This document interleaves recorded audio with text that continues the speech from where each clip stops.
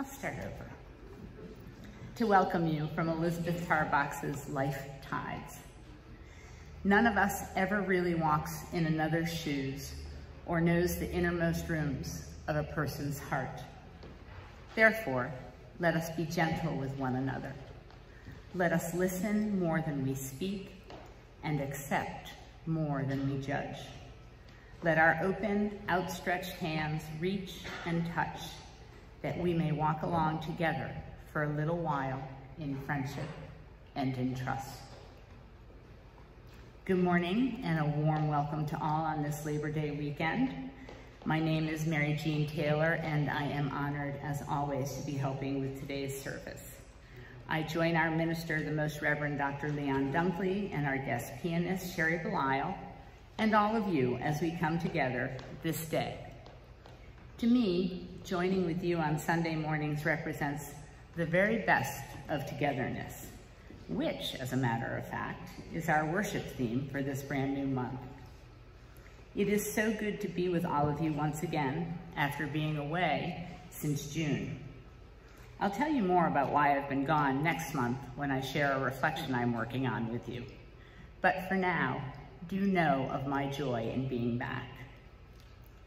I say these words or something similar nearly every time I'm up here. They embody who we are, so I say them over and over. I hope you don't mind. This North Chapel is beloved, a most special place, a most special space. If you have walked through our doors for the first time today by chance, you will soon know what many of us do already. Under this roof, within these walls, all are welcome and safe. Peace is found, joy celebrated, sorrow shared. And while our church is beautiful, it becomes sacred because you are here. Thank you for bringing the blessing of your presence to this day. A reminder that this is our time to leave the world behind for just a little while, which includes turning off or silencing your cell phone if you haven't already thought to do so. Your order of service is not only today's program, but a guide to all things North Chapel. It also reminds us of how we are taking care of one another by remaining masked and singing softly. Be certain to take a peek though, so you don't miss something important. I have one announcement, and that is Joanne asked me to remind you, and you can look in the order of service. Tomorrow is the last day to order bulbs, which is a big fundraiser for the church, so that you can have free shipping. And if you're doing that, you want to send your order to Joanne. Her email's in the order of service and all over our website and places like that. And that way she'll send in a bulk order. So don't forget if you're planning on ordering bulbs. Anybody else have anything they wanted to share? I do. Oh, okay. Good morning, everyone. I just wanted to share that next week we're gonna have some sort of rush circle dinners. I will be cooking in the pizza oven, but we need to know when you'd like to show up and when you'd like to be there. So please, if you're interested in having a dinner that will be prepared in the pizza oven back in the backyard by yours truly, and I realize that might be a disincentive, but I'm a half-decent cook. Please let Joanne know by responding to the circle message that's in your in touch. The second announcement is that next week will be the 3rd annual plunge at Silver Lake. On the weekend of the 11th of September, we fall into beautiful life every year. So I will be meeting with the brave ones after, or the crazy ones, after the service next week. I go in all my clothes. You can go in as you feel. We had 7 last year, and you were among them. It was great to see you. Yeah, those are the announcements. Thank you and good morning. These opening words, first lesson, were written by Philip Booth for his daughter. It's a lesson we can all learn from, I think. Afterwards, we'll take a bit of time to breathe, reflect, and bring ourselves here to this moment. Lie back, daughter. Let your head be tipped back in the cup of my hand.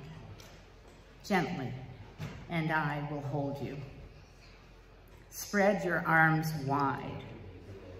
Lie out on the stream and look high at the gulls. A dead man's boat is face down. You will dive and swim soon enough where this tide water ebbs to the sea. Daughter, believe me, when you tire on the long thrash to your island, lie up and survive. As you float now where I held you and let go, remember when fear cramps your heart, what I told you. Lie gently and wide to the light year stars. Lie back and the sea will hold you.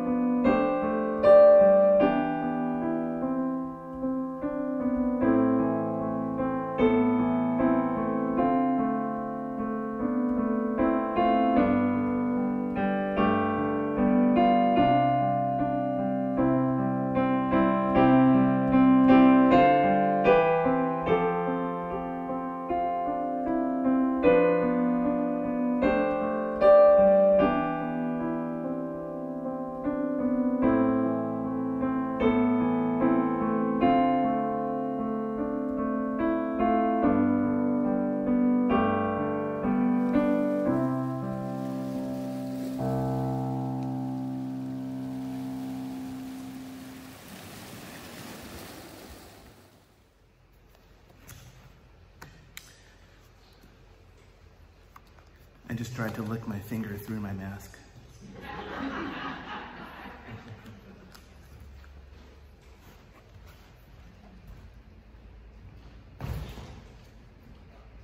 Last week we met in the Barnard Church nearby Silver Lake, and we told jokes and stories. We met as a group of churches in the Upper Valley, 5 in all, and some sitters in.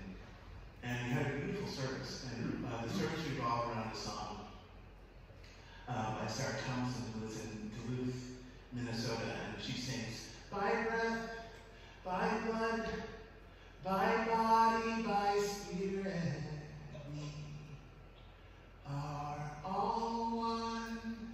Can you try that with me? By breath, by blood, by body, by spirit,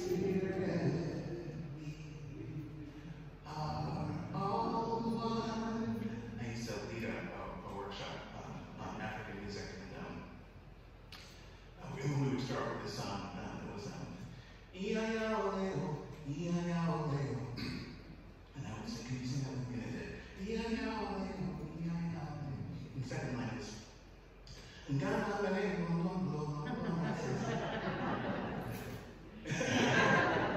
so what I'd like to do is pass around 4 cards. Try to see to it. I think we have enough. If we don't, just let's share with paper, but I think we do have enough.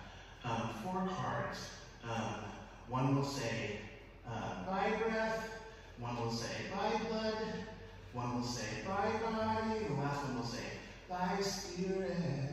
and at the last part of the service, I want to ask you some questions about that. It'll also have a different set of answers to questions that I'm going to pose. So I'm going to send these around. Is that okay, Sharon? Can I start with you, and then we can pass it around this way? I'll give you actually half of them. So the song once again goes, by breath, by blood, by body, by spirit, are all one. Can you try that one more time? By breath, by blood, by body and spirit, are all one. Perfect.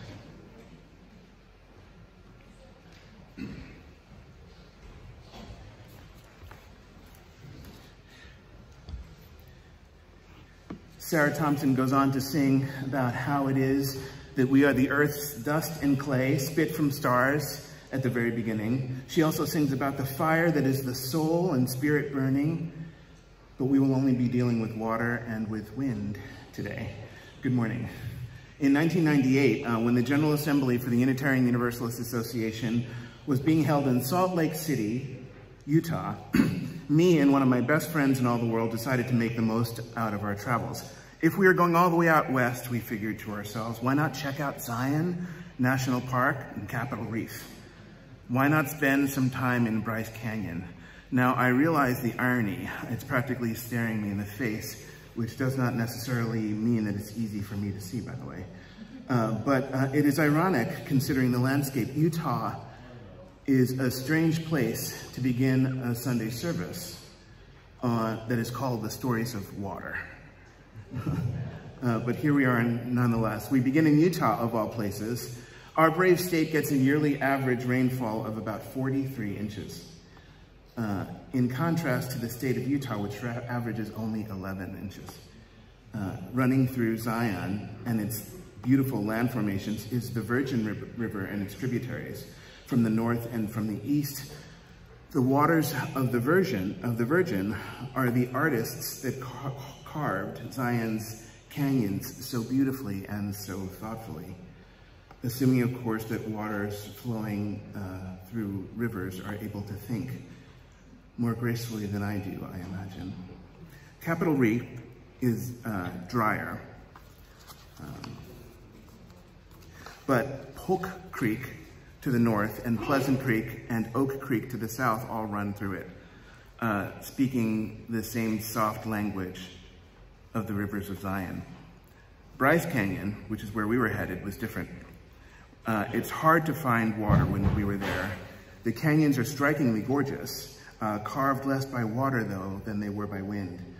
So beautifully, so thoughtfully, assuming, of course, that wind is able to think as we can. We packed iodine tablets and a water filter, as we had been advised to do, and we hauled in about a little more than half of the water that we knew we'd need, knowing that we could refill at the bottom of the canyon. The Yellow Creek is running, the National Park Advisor told us with confidence, so we adopted his good spirit as our own, and we hiked on in, with food enough and cameras and a tent, sleeping bags, and various supplies. It was so dry out there. Our bodies, our northeastern bodies, were used to humidity. We were used to wiping beads of sweat from our foreheads. We were used to soaking our t-shirts. But out west, there's no humidity. We were like raisins in the sun. One black, one white, one regular, as they say, and one golden.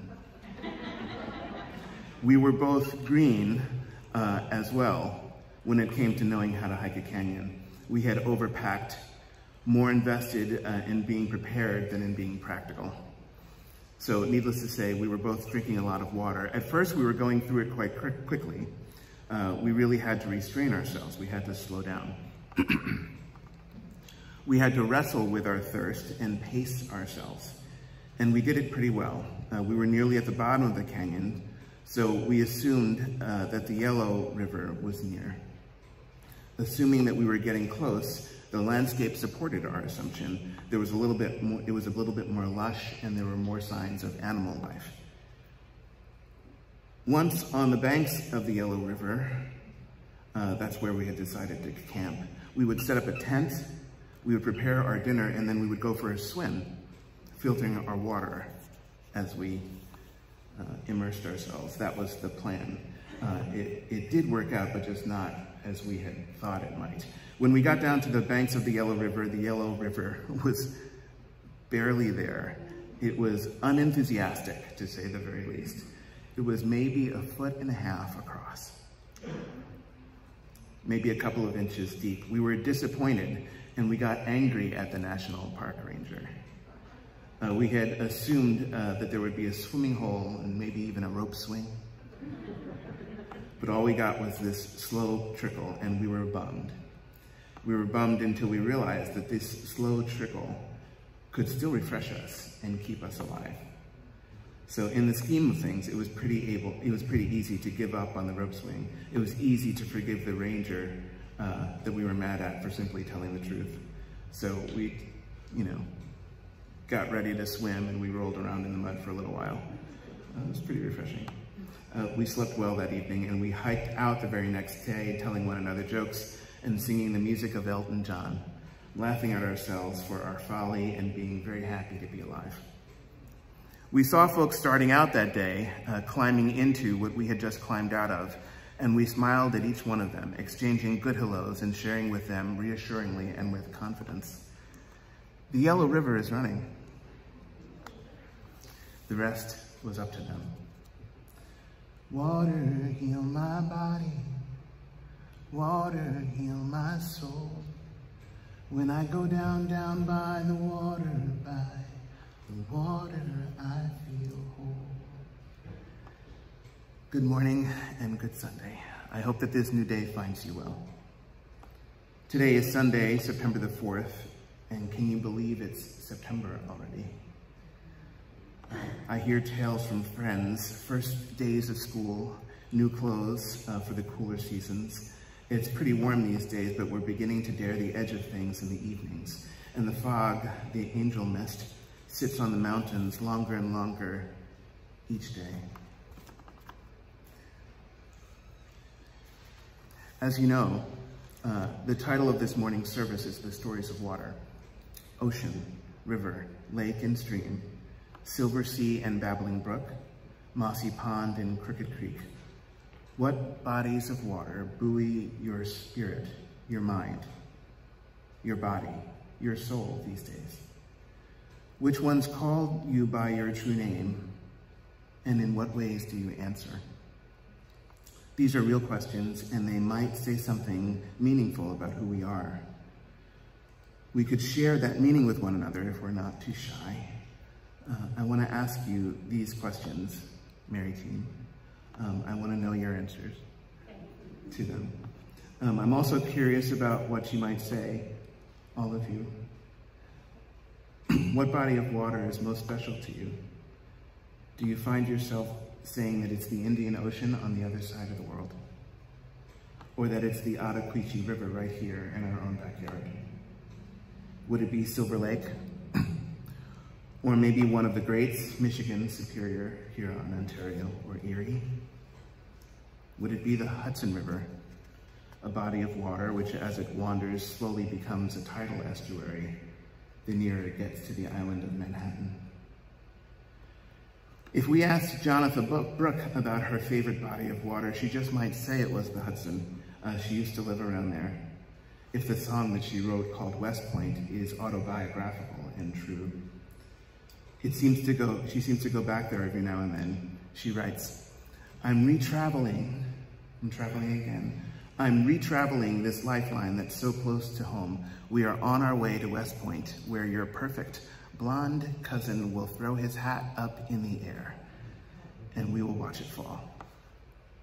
I so completely love this verse because the music captures the freshness and the excitement of returning home and the anticipation and the anxiety. And I like it because the melody describes the action of the story that the lyrics convey.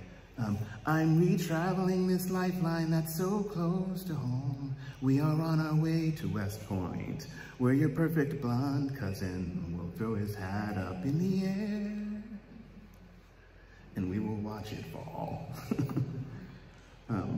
there was going to be a graduation at West Point Military Academy, and the storyteller had been invited. West Point overlooks the Hudson River, and it's still a river at that point, north of Peekskill and east of Goshen, on the west side of the water, about 60 miles south of Woodstock, New York, and about 215 miles away from North Chapel. When you go home sometimes, old ghosts come back to life. Ways in which we've grown and changed are erased by family dynamics and by memories of childhood. Jonathan Brooke writes about these memories in song. She sings, admitting, almost confessing. She says, "I'm still the girl who loved you when your eyes were open wide. And I'm still the girl who wandered on, and I'm still the girl who lied. Because when I tell the truth, you would run and hide." She says, "My hands get shaky and I think of all the reasons and I start to drink. I get lonely, I get depressed, I don't sleep well nights, can't get dressed, and I can't help myself." She's searingly honest, daringly revealed. She is an artist in the truest sense of the word, in the sense that Franz Kafka would understand. He believed that art must be an axe that cleaves the frozen sea within us. These last 2 years have been very hard. They've been hard on all of us. There's no control. There is no shoreline marker that tells us just how far we've drifted. You know, when one of us faces a serious challenge, when tragedy befalls us individually, it's easy to see how powerfully this one of us has been affected. If we fall and break a leg, or a hip as it turns out, our friends and family can rally around us to the measure of their gift. It's real and it's possible to extend a helping hand. And when an identifyingly few of us face challenges, when tragedy befalls us as a small group, it becomes a bit more difficult to see how powerfully this small part of us has been affected. If an apartment building burns down, or if part of a city becomes flooded, our friends and family can offer a hand, but it gets a little bit harder. Harder and harder if you live in Pakistan at the moment. Harder and harder down in Jackson, Mississippi. They have both been deluged recently. When all of us face serious challenge, when challenge befalls everybody, it's impossible to see how powerfully we've been affected. If we all fell and broke our legs at the same time, our habits of responding would be overwhelmed, and a subtle kind of trauma would set in. And when it did set in, when it really took hold of us, few of us would really notice. And even if we did notice, we wouldn't know what to do about it, but we'd figure it out. But our hands would get shaky, and we might feel lonely and get a little depressed. Maybe these are the times when we need healing the most. Water, heal my body. Water, heal my soul. When we've been struggling through these past few years, struggling to make good sense of things, we've never had to try this hard before, not as a whole. We believe in winning and in losing, and to the victor go the spoils of war, but we are outgrowing war. Maybe not in politics, but in the spirit life of things we are. It's a long haul for sure, but we were clearly on our way. I can hear this in the water. It sings as we recover our broken hearts and broken dreams. It's hard to go home sometimes because all of our memories are there, and the beautiful and perfect and flawless human beings that we are now. We're only then in the process of becoming. Here, of course, I'm joking. But I'm joking to call attention to the journey and to the deepening of this point in our lives. It's hard to return sometimes. It's easier, though, when we make a plan to stand by water, or to sit, or to swim, or row, or sing. Water, heal my body. It's easier when we make space that we need to live and to love and to learn and to tell the stories of water. They are calling out to us. Can we hear them? Can we hear the calls of river, ocean, lake, pond, stream? Can we hear the calls of the babbling brook and the crooked creek? And how do we respond? What is our answer to their calling? Shall we sit quietly at the water's edge, or shall we dive in loud and laughing? Do we sail or row or paddle our way across its pitching surfaces? Do we paint these waters, or do we take pictures of them? Do we write poetry or tell tales about them? Shall we gather in our hands what we can carry for a while?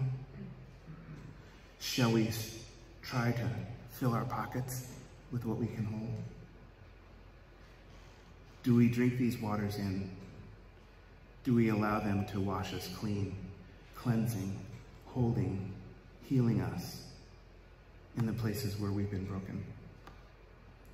There's a New Jersey poet who writes, I've got a 69 Chevy with a 396, fuely heads and a hearse on the floor. She's waiting tonight down in the parking lot outside the 7-Eleven store. Me and my partner, Sonny, built her straight out of scratch. In Racing in the Streets, Bruce Springsteen describes the engine of his escape. And he's not singing about a car. He's singing about his heart. He writes, I met her on the strip 3 years ago in a Camaro with this dude from LA. And I blew that Camaro off my back and drove that little girl away. But now there are wrinkles around my baby's eyes. And all her pretty dreams are torn. For all you shut down strangers and hot rod angels rumbling through this promised land, tonight my baby and me, we're gonna ride to the sea and wash these sins off of our hands. Honestly, I can't hear him singing anymore. Now I only hear his song as prayer. His muscle cars are churches to me. Soul engines running through a night so tender, tough enough to overcome the ghosts that haunt the past, and cool enough to meet the challenge of the day, Firebird cool. That's us. That's also everyone around us. So maybe it's time to stop fighting with ourselves and with one another. Maybe it's time to get to know ourselves again. Maybe it's time to ride to the sea and wash clean of recent challenges. In 2006, when the General Assembly was being held in Fort Worth, Texas, there was a catchy slogan going around. It was this: the most radical thing we can do is introduce ourselves to one another. Once again, the most radical thing we can do is introduce ourselves to one another, especially now considering the changes that we are going through. So in closing, let's do a low-tech survey, if you will. By now you should have a set of 4 different color voting cards. Is that right? Not this side? You only have 2? Hope has some behind you, so we should have green, white, blue, and yellow, I believe. It's not super important, you know, the world won't change if we can't do this. You can raise your hand if you don't have a card. Although you do get more credit with God if you have all 4 cards. I'm kidding, of course. So we can use these cards to canvass the feelings of the room. I'm going to ask a series of questions, 2 of which have a ranking feature. By raising our responses, we will be able to get a sense of the disposition of the room. We'll know how others think. We can reveal just a little bit about what lay beneath the surfaces of things. I promise not to ask anything too confidential or embarrassing. But I should tell you that the game is at its best when we take honest risks. I'm not going to do that here, but it's fun. Okay, so the first question is a ranking question. It has to do with your own individual stories of water. Which is your most favorite and which is your least favorite? Please go ahead and rank them. 1 being your most favorite and 4 being your least favorite. It should be the first subject on your cards.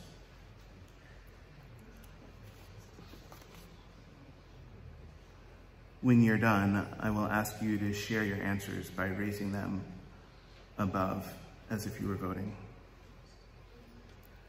Okay, we ready? Please raise your card if ocean and sea was your favorite. And please look around to see who we are. It only works if we get to know each other. And please raise your card. Okay, put those down. Please raise your card if ocean and sea was your least favorite. Nice. Please raise your card if lake or pond was your most favorite. That's interesting. And please raise your card if lake or pond was your least favorite. It would be my mother's because of all the muck and grossness on the bottom. Please raise your card if river or estuary was your most favorite. Nice. And please raise your card if river or estuary was your least favorite. Nice. And finally, raise your card if stream, brook, or creek was your most favorite. Interesting. And raise your card if stream, brook, or creek was ranked number 4. Nice. The next 5 questions are not ranking questions. It has to do with how you connect with water. Do you sit quietly on the shoreline, or do you write poetry or prose in the presence of it? Do you dive in laughing, or do you swim, float, or sail, or row across its waters? How many sit by the shoreline?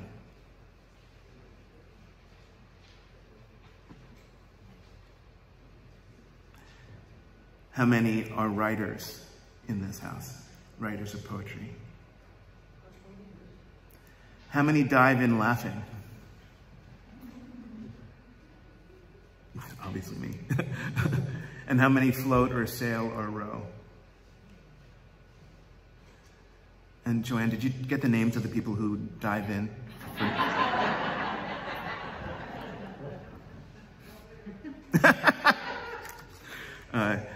Here's the spiritually important question.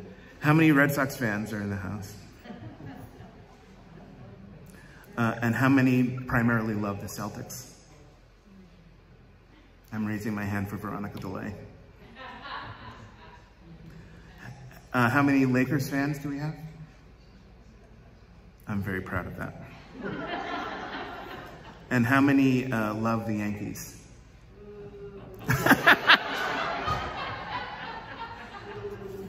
Next question. It's okay because no one knows where you live. It's okay.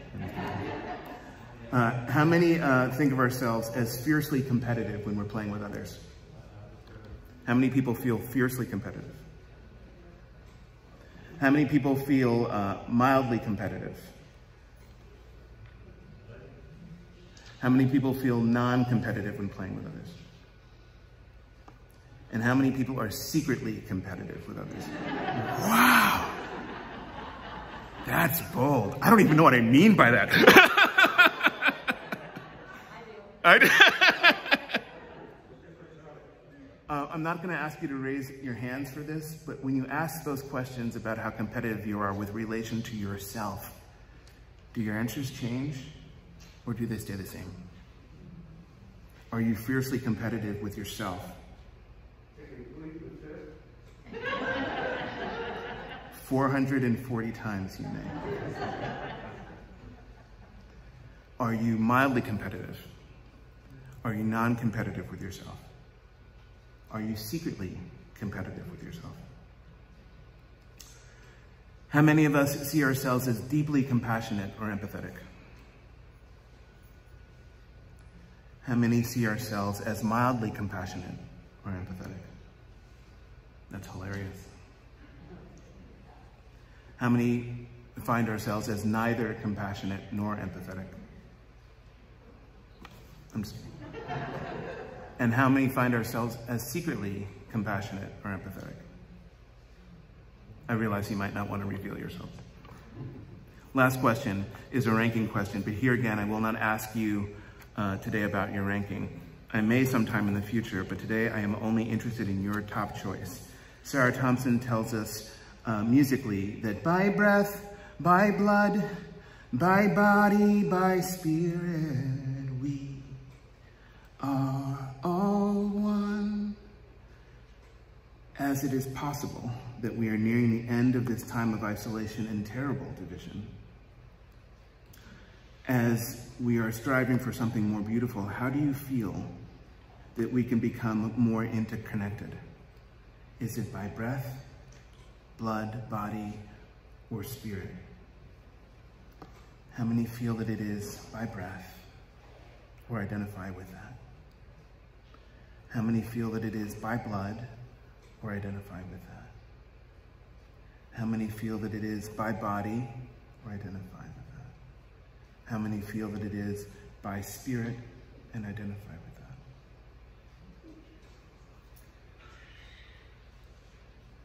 that? Okay. The West Point is on the Hudson. It is a military academy. On the Ottaquiche, there's a spiritual academy.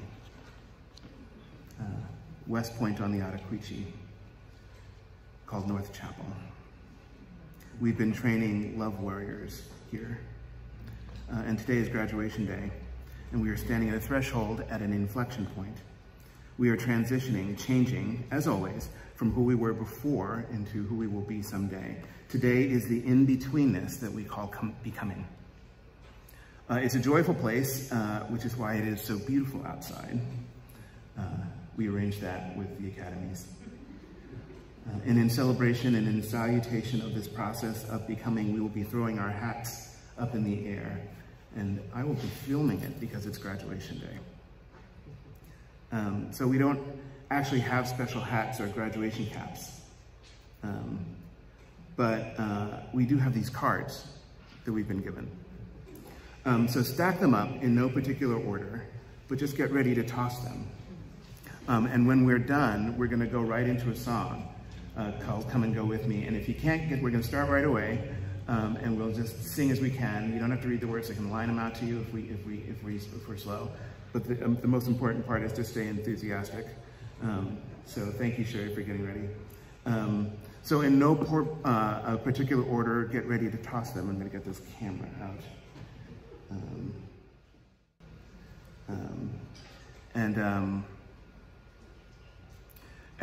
This is going to drive some of us crazy, but we'll need to leave the sanctuary without cleaning them up.